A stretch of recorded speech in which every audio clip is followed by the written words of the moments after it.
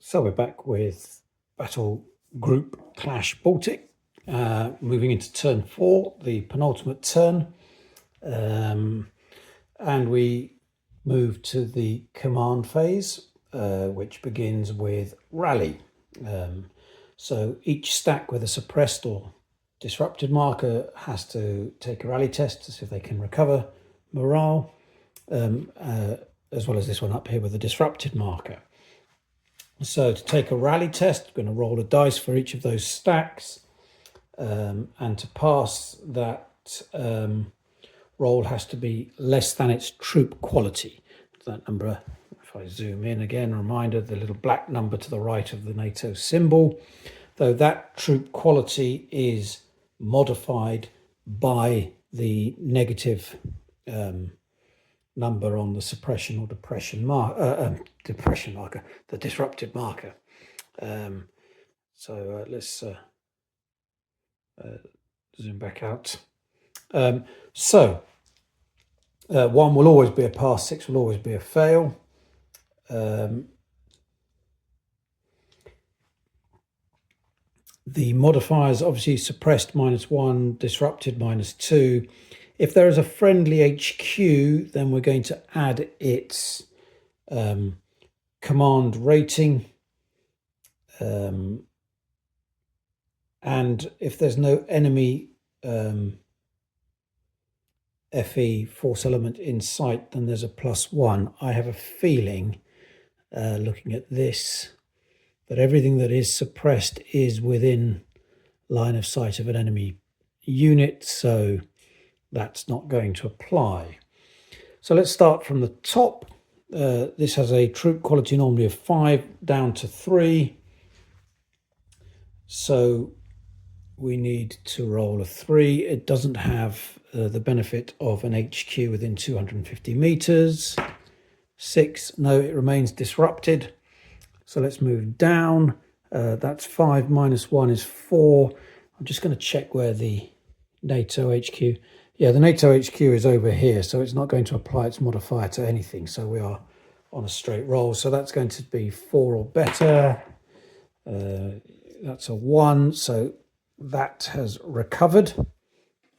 Let's move over to the Russian unit here. Again, no HQ within 250 meters. That's troop quality of 4 -1 is 3. It's 3 or lower. That rolls a 5, so that remains suppressed. Let's come here. That's recovered. Come down here, again a 4.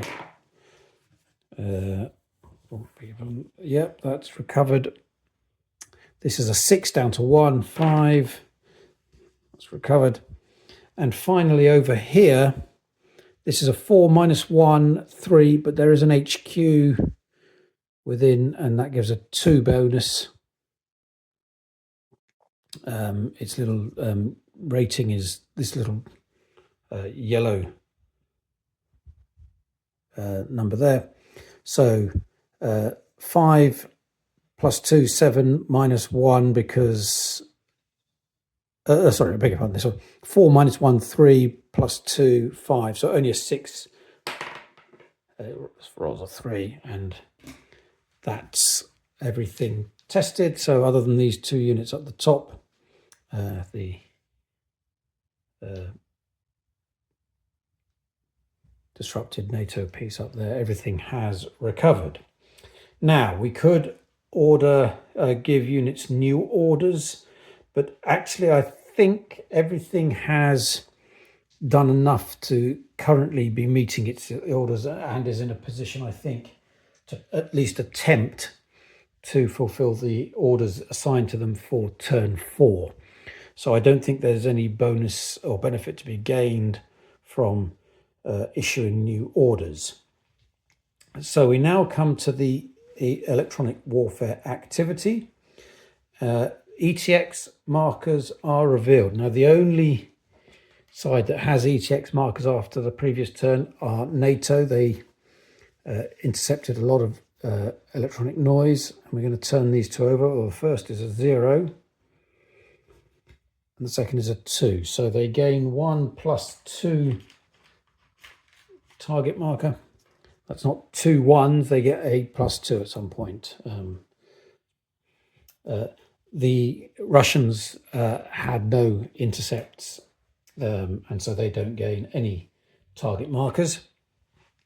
Then both sides are going to draw an EW chit, and if a side has a higher total ETX value, it draws a second. So this time, because NATO had the higher 2 to 0, it's going to draw 2, and the Russians are going to draw 1. So here are the 2 for NATO. Let's lay them out here. So FPV signal boost. Immediately the FPV gains 1 extra fire mission. Well, that could be useful because it has 2.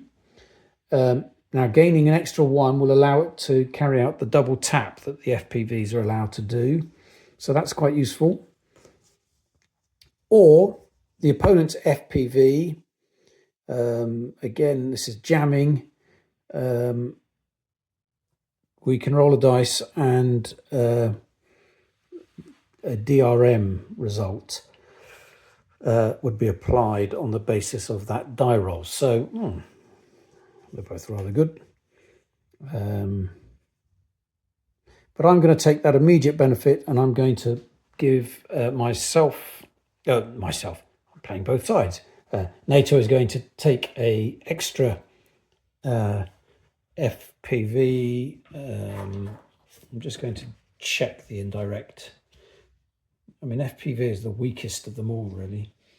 You need an 8 or better.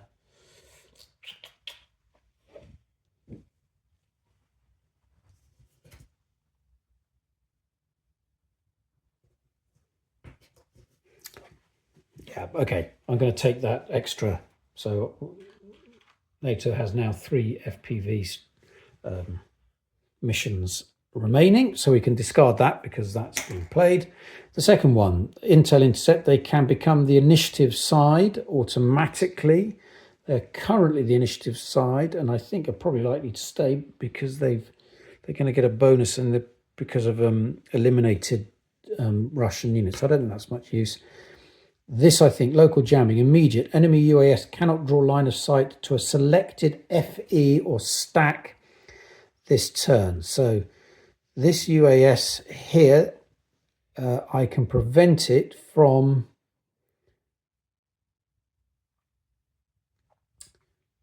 okay, interesting. So I am going to, and I think I'm just going to get a little marker. I'm going to provide a bit of protection, and I'm just going to place this little cube on the map to remind me that this selected stack here is immune to UAS spotting. I mean, I could do it. This one is out in the open and perhaps might make more of a likely target, but I just think here near the bridge with that NLAW, which did a lot of damage last time, that's the one I'm going to apply it to. So that's also been used. The Russians, clear comms. They can hold it and activate 1 unactivated task group immediately without generating ETX. So that would allow 2 task groups to be kind of activated simultaneously, which could be useful.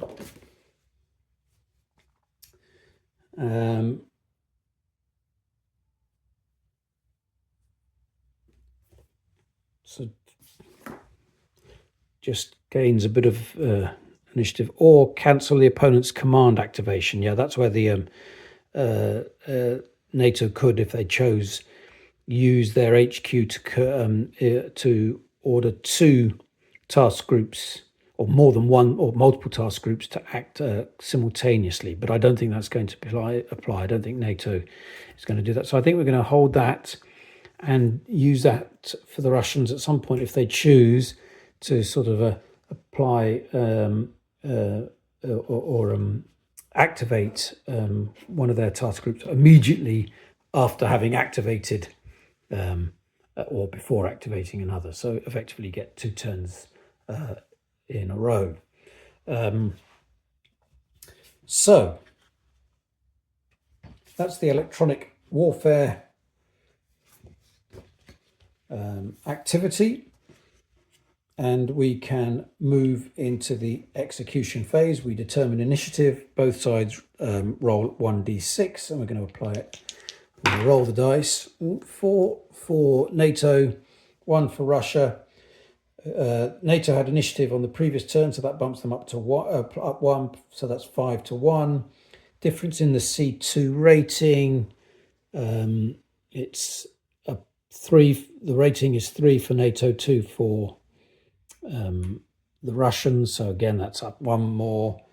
If you drew 2 EW chits in the command phase, which we did, NATO get another +1, and then you get +1s for enemy FEs eliminated on the previous turn, and that was 4 eliminated on the previous turn by NATO. So NATO retains the initiative. Now, they could choose to put the Russians into bat first, but I think they're going to act first themselves. And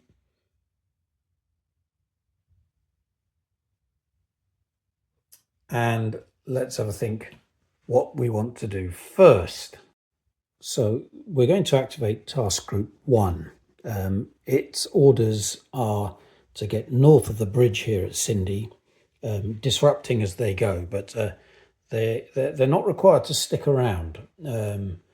So I think what we're going to do is a move fire, with the firing coming as they start moving. So let's begin with this unit. It's going to fire. Of course, it can't fire because it's a foot unit firing against a tracked unit. These are all tracked, so in fact its units are no use, and it could fire against this foot unit here. It has a range of 1,000, so I think we could say that that is within range. I mean, if you wanted to 1, 2, yeah, that's certainly within range. So, okay, we'll fire against this. It's got it going through 1 partial obstruction.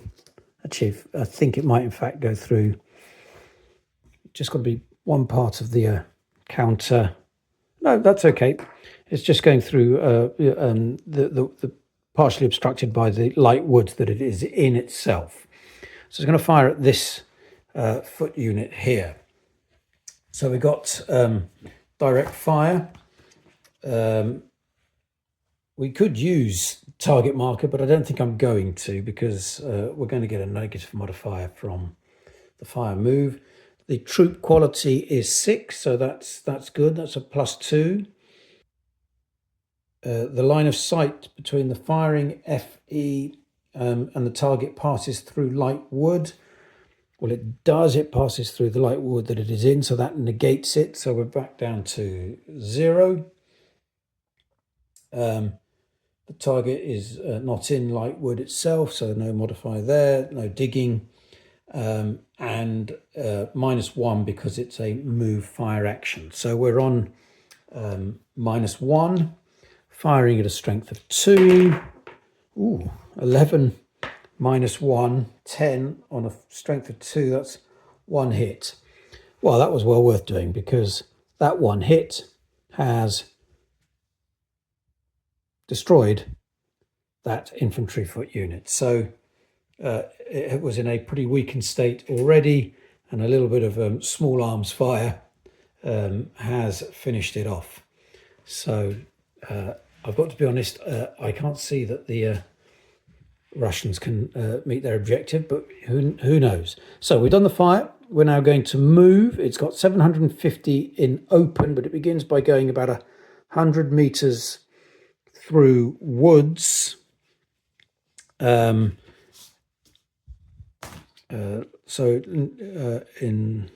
light woods, it can go 500 meters. So it uses about 10% of its movement to get through there, I'd say. So it now has about 90% of 750 left. We can get up to this road. So we've got about 250 meters. We've got about that's a third of its move used up.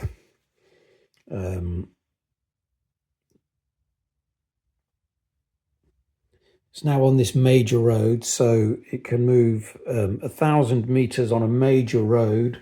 It's got 2/3 of that left, so about 650 meters to go. So we could come 1, 2, and I think probably just come up to the bridge, not quite make the bridge. So we've come up to the road, hit the road, moved ourselves up here.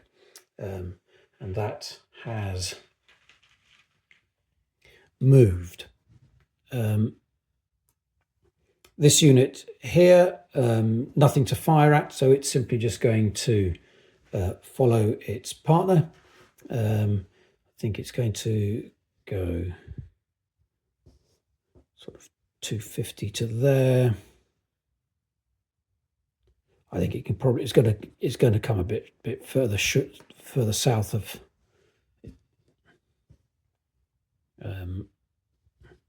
They haven't quite got north of the bridge. That's where they're heading, but they both moved. I think that's sufficient. So, how are the Russians going to respond? So I think this is the point at which the Russians really have to force the issue and declare an assault, which we've not had so far. So it's a good opportunity to see how these work. Now, before I do that, what I'm going to do is I'm actually going to give a, and I need to just get the term right, a sort of command activation order. Which allows an HQ to, as long as it's got other task groups within range, to order multiple task groups at the same time. Yeah, HQ command activation. So when a task group with an HQ is activated, the activating side may additionally activate up to certain additional task groups equal to the HQ's C2 rating -1. So here we have the HQ with its HQ rating of 2. So 2 - 1 is 1. So I'm just checking whether there's another HQ somewhere. I think that's the only one surviving. So this HQ, using command activation, can activate one additional task group.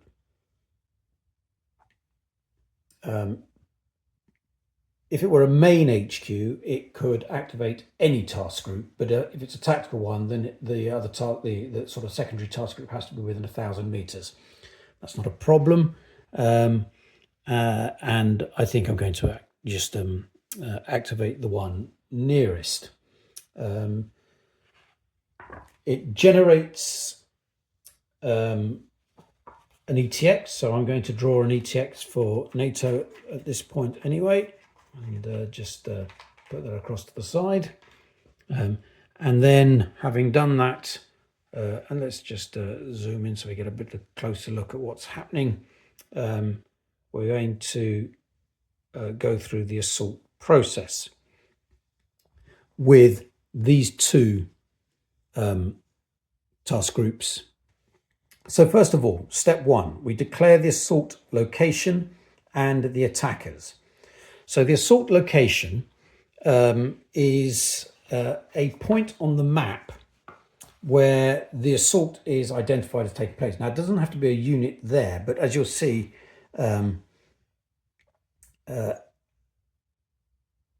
it's going to need to be close to where opposing units are, because otherwise it has no point. And what we're trying to do is either entice them into responding or withdrawing. And what we're going to do is we are going to assault at this point here. That is the assault location. It needs to be within 1,000 meters, or the movement allowance, if less, of the assaulting units. Now this is within 1,000, and 1,000 meters is actually also the movement range of tracked units moving through light woods, which they would have to do. So even if this was all light woods, they could make the 1,000 meters. So this assault location is within 1,000 meters, or the movement allowance of all the units. So the attackers are placed at that location. So you can move them forward. They don't actually have to all get right on that spot, but they're placed within sort of touching distance, and we know where they are. So they are, it's a convergence on a particular point, and that is where the assault is taking place. Now at this point, any units that had overwatch could reactive fire, but the only one that could is over here, and there are multiple partial obstructions in the way, so it's not going to be able to reactive fire, and there are no other NATO units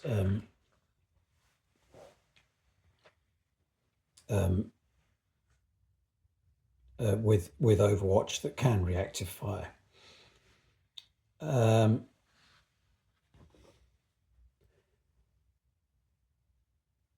Mounted foot units, this is an important next point, can remain mounted at the start of the assault, but will dismount and participate once reactive fire is resolved. So we've been through the reactive fire stage. We move back now into the pullback stroke engage phase. So this now turns the onus onto the opposing side, in this instance NATO, and they have two options. They can pull back or they can engage. If they choose to pull back, all non-activating units within 250 meters of the assault location pull back 50 meters. So 250 meters, in fact, what I want really is for the assault location. So really we're assaulting just about here. So we're bringing this unit into, and I'm not sure we're quite bringing, no, so it's just these two units are kind of within 250 meters of the assault location.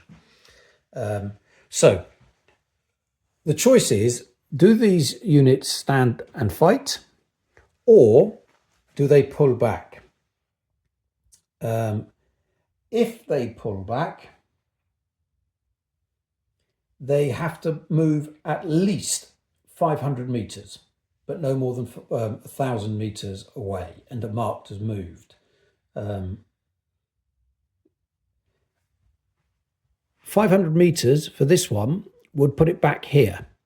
500 meters for this one would put it back here. So all of a sudden you can see what the intent is to push these NATO units back far enough from the bridge that suddenly you've opened up a bit of an opening to make a dash for the bridge. Now, I'm not sure whether it's enough for the Russians, but that creates now a bit of a dilemma. So I think in this instance, and not least also to see how assault works, the NATO units are not going to pull back, but they're going to engage. So all non-activating side foot elements within 250 meters of the assault location engage in the assault. At which point we go to the next step, which is to dismount any foot FEs. So we've got to look at these stacks where all of underneath here, we've got the embedded HQ in there, but we've also got this foot FE. So we're going to dismount that. We're going to dismount that foot unit, and we're going to dismount that foot unit. So everything here is now off. The HQ remains embedded within its tracked unit. So all of these units are now in position to contribute to the assault.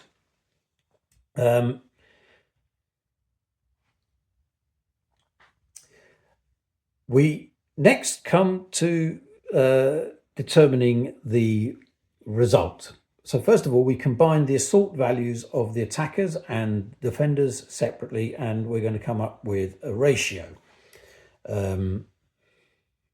So let's count the attackers. We've got 4, 8, 12. So that's 12, 16, 22, 28. I don't think the embedded HQ counts because it's not on the ground. Oh, 28, 38 because of this 10 here. So that's 38 against these 3-foot units, 32. So 38 to 32. That is converted into a ratio, which is rounded down. So 38 to 32, I think, is 1-to-1. And so let me just bring now this the assault results table. So you can see here that there is a ratios here. If the Russians had had a bit more, they could have got it up to 1.5-to-1, but we're at 1-to-1. So we're going to be rolling on this row here, two-sided, 2 dice, but we're going to have some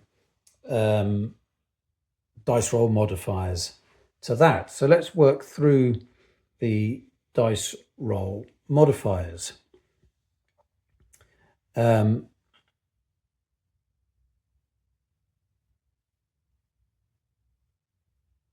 First of all, the troop quality difference between the attacker foot and the defender foot. If there are multiple attacker and defender foot FEs, we take the most detrimental for the attacking side and the most beneficial for the defending side. So we have the best foot FE for NATO is 5. Oh no, 6. We've got a 6 there and 5. So there's a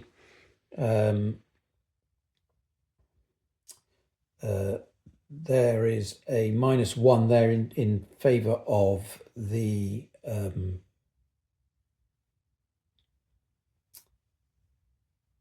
defenders, in favour of NATO.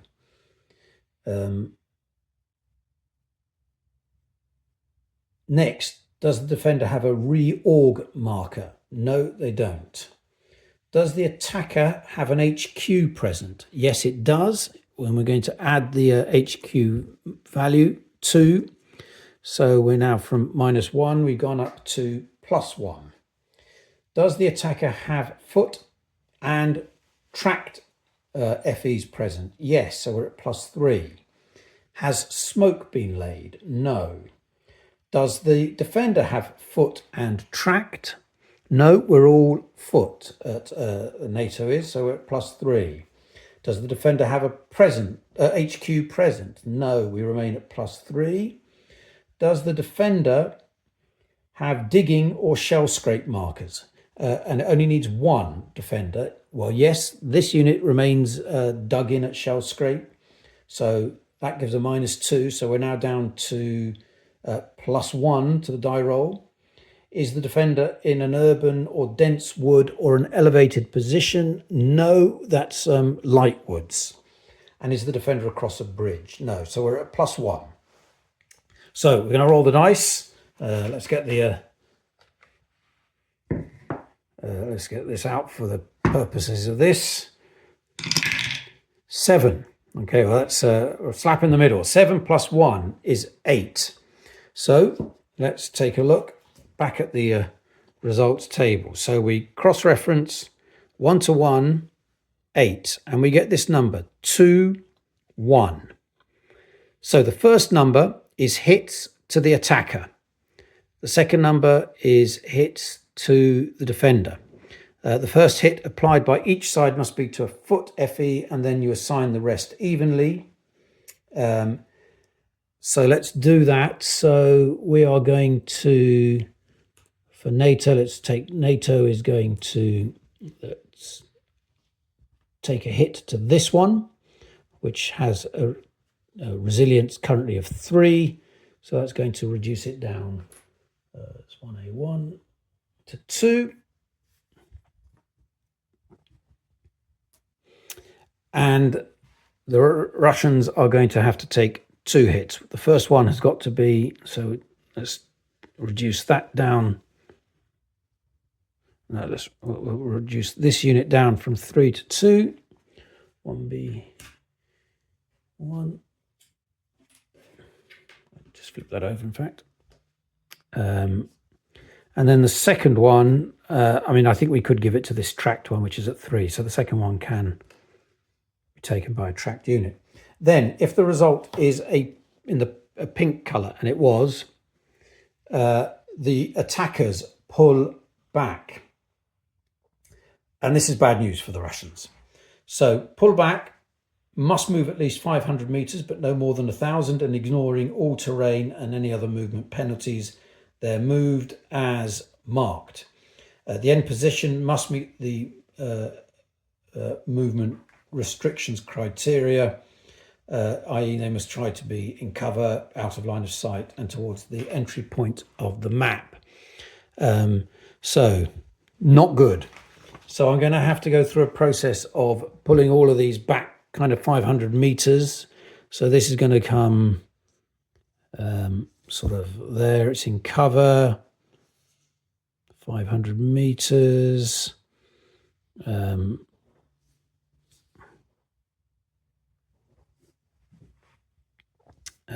I've started to lose track of which task groups they all belong to.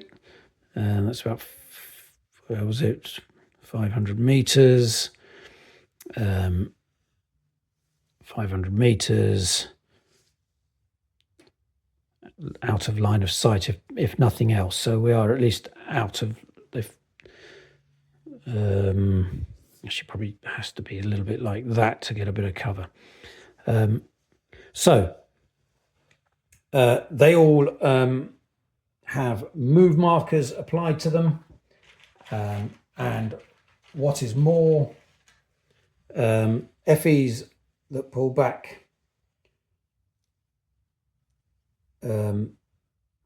also receive a disrupted marker. So let's just moved, moved,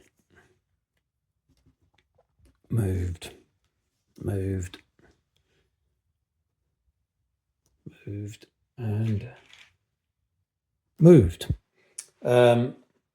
Finally, all participating FEs receive a moved and an assault reorg. So we're going to have to do a little bit more placing of markers. So they all get these assault reorg markers.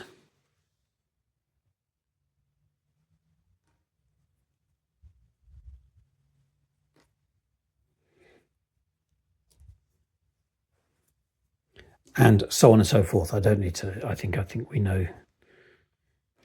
Finally, FEs that pull back are disrupted. So all of these are disrupted as well. So that goes to show, to a certain extent, what sort of planning needs to go in. And I'm not sure it's such a good idea throwing in a lot of stuff unless you're absolutely certain you're going to win. But of course, what had happened is, if I now pull back, you can see what's going on there. What I'm going to do, I'm going to call this playthrough to an end now, because I think the chances now in the last turn of these units getting across the bridge, it's not going to happen. So, but what I wanted to do was to have a look at an assault and how that works. It's clearly very bad news for the assaulting side if they fail. They get they lose a lot of ground. They all get disrupted. They've got these reorganization markers on them that need removing, and all of that is going to hamper any attempts for them to get anywhere near crossing the bridge. So I could try. I've got this one unit here with one resilience point or cohesion point left, but I don't think that's going to have enough to make it across the bridge. So I think I'm going to end it there. That assault creates a lot of food for thought. How many units you commit, whether in fact an assault, rather than doing a mass assault like that, whether you are better off assaulting against single units, that really trying to assault a cluster like that, particularly because the NATO foot units, particularly if they haven't lost many cohesion points, they have strong numbers. So 1-to-1 is really not very good for the assaulting side. The point at which it begins to shift actually is when you're at 4-to-1, where the likelihood that you are going to win the assault is or 3-to-1 perhaps. 3-to-1 is really the strength advantage you have. Now, I hadn't done an assault before, so this was my first chance anyway to see that, and I think piling in where the defense was massed like that looked, particularly because the Russians had lost a lot of strength points earlier in the scenario. So I hope that playthrough, for anybody who's been watching, has revealed some of the depth of this game, but also its kind of playability. There are very few dice roll modifiers. You're not going through endless lists. The movement is fluid, and once you kind of have worked out that the relationship between movement allowance and its interaction with the geography, makes complete sense. It's interesting. There's not a lot of heavy granularity or overly detailed granularity, but it feels that there's a lot of nuance to experience and explore. For example, that last assault has given me a lot of food for thought in terms of how you position. It's really about movement, positioning, and timing. How do you negotiate a geography? And I'm trying to think of games where the geography of the terrain kind of feels so immediate. Hexes don't in a way capture it in the same way as this.